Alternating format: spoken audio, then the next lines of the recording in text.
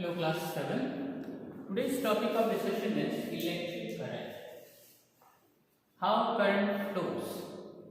Okay. For understanding this topic, first of all we need to know the structure of an atom. Now in class 6 you have studied about atom. The smallest particle of an element is known as atom. But these atoms also are made up of subatomic particles. These subatomic particles are electrons, protons and neutrons.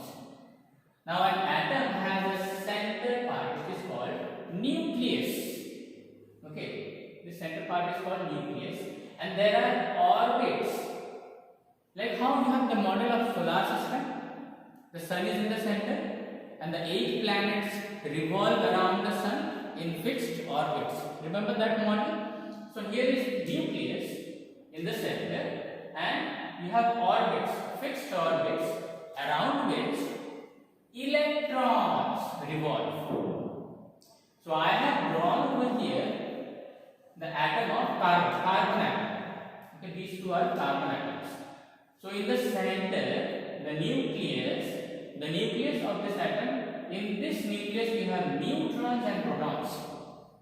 Alright.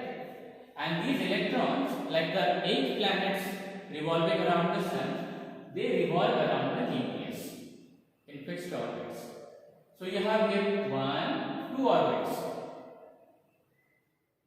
Okay, one more thing that you should know, charges. When we say charges, we only talk about electrons and protons. Electrons have negative charge, protons have positive charge, neutrons don't have any charge. So we don't call them as charged particles. So when we talk about electric current, we are actually interested only in electrons and protons.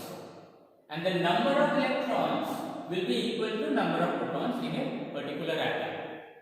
Alright. So in this particular atom, you have here P. P stands for proton is 6. Let's count how many electrons we have. 1, 2, 3, 4, 5, 6 electrons. 2 electrons in the first orbit, 4 electrons in the second orbit. By the way, in this case, the second orbit is the outermost orbit. Okay, you know what is the meaning of outermost, which is in the furthest away from the nucleus, that is called the outermost. In this case also, you have the same carbon atom only. In the center you have nucleus, which contains protons and neutrons. Remember, the nucleus has proton and neutrons, and electrons revolve around. So I said number of protons should be equal to number of electrons. Protons is 6. Electrons, let us count. First orbit 1, 2, second orbit 3, 4, 5, 6. So number of protons equals to number of electrons. Alright? So this is the basic structure of an atom. I have only drawn for carbon. Alright? You can have so many other diagrams of different elements. Alright? I am not interested to draw all those things. I just wanted to show you the structure of an atom. Okay? This is how an atom looks like. Okay, now coming to our topic, electric current. Current is the flow of charges, and basically in this case it is the flow of the outermost electrons, those atoms in which the outermost electrons can move or jump from one atom to another atom. Okay, they are known as free electrons. The outermost electrons, if they have that capacity to leave one particular atom and then go to another atom, then those atoms which are jumping from one atom to another, they are known as free electrons. So those atoms which have free electrons in them, they are known as conductor of electricity, or in these atoms electric current is produced, or current can flow. Current basically is the flow of charges. What kind of charges in this case? Negative charges.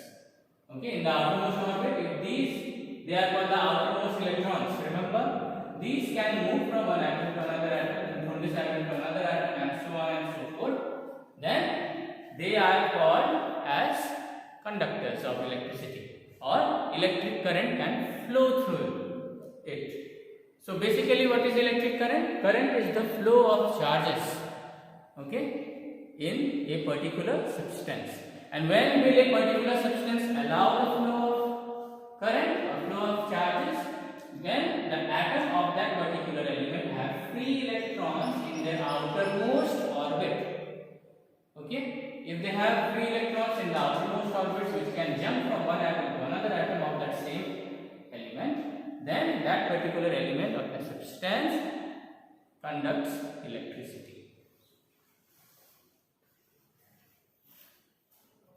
So in this example, carbon is a conductor of electricity, but carbon is a non-metal. Basically all metals are conductors of electricity, okay, and all the non-metals except carbon here, they are non-conductors of electricity. That means they don't have free electrons in them, and if they don't have free electrons in them, they will not allow the electric current to flow through them. There will be no electric current within it. The next topic of discussion is an electric circuit. You may have heard this word before, circuit. In physics, circuit is a combination of electrical appliances. Now, which are electrical appliances? I'll give you examples. Battery is an electrical appliance. Alright, wire. Then you have a bulb. You have switches. You have batteries. You have resistor. Okay, we will learn about these electrical appliances. So when current passes through these appliances, then when they are connected with each other, then this connection is called an electric circuit. Now I am going to draw one very basic electrical circuit, a torch light. All of us know torch light, it works on battery. So I am going to draw one circuit diagram of a torch light.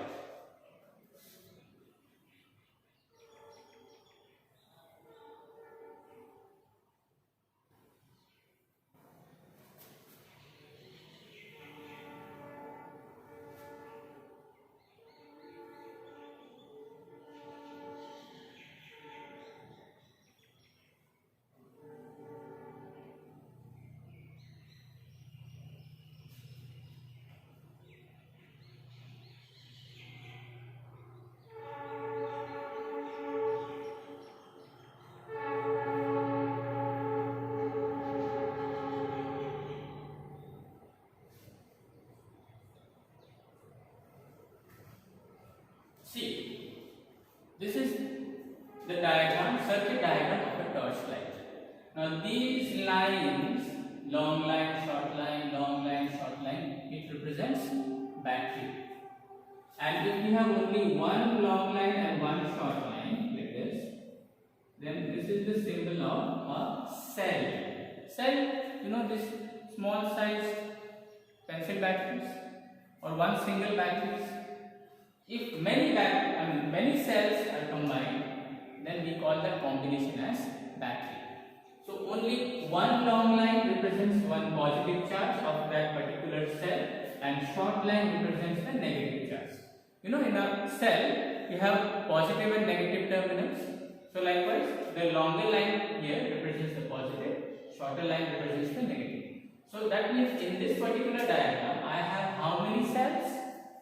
1, 2, isn't it? 3 cells diagram will be like this. Okay, in that we will have 3 long lines and 3 short lines. This is negative terminal, this is positive terminal. And what are these lines representative of? They are the wires connecting the battery.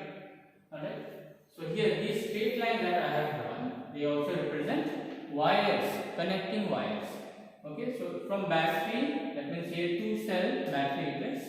It goes through the wires. Here is switch, or in physics we call it as key. Now in this key you can see there are 2 terminals and they are not touching each other. If they are not touching each other, that means no current is flowing. It is an open circuit. Open circuit is a circuit where no current is flowing. Now what if the terminal now touches, like here it is touching now. You know, we have a switch also in the torch. When you on the switch, the key, the both terminals of the key are connected, and then the current from the battery flows into the wire, into the bulb, and the bulb starts to glow. It starts to give out light. But when the key is open, like this, not touching this terminal, in that case, no light will burn in the torch.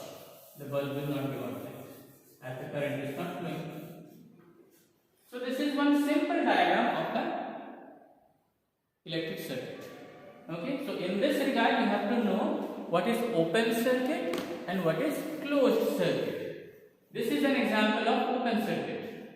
Okay, when the keys are not connected. Whereas in this one that I am about to draw now,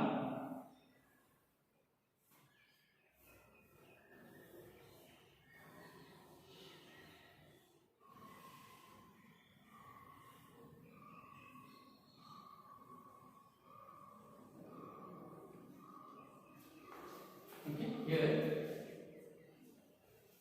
both the terminals are now touching each other. It is a closed circuit.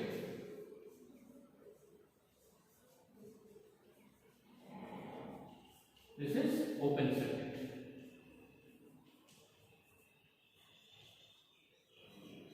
So open circuit is a circuit in which no current flows. The components are all not connected. These are the electrical appliances I was talking about. Battery, key, bulb. Alright, so open circuit, connection is not established, no current will flow.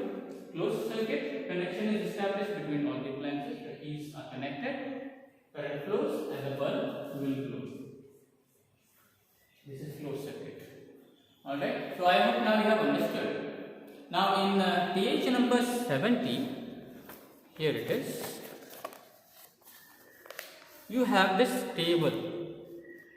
This is the table. It shows us different electrical appliances and the symbol that is used for the different electrical appliances.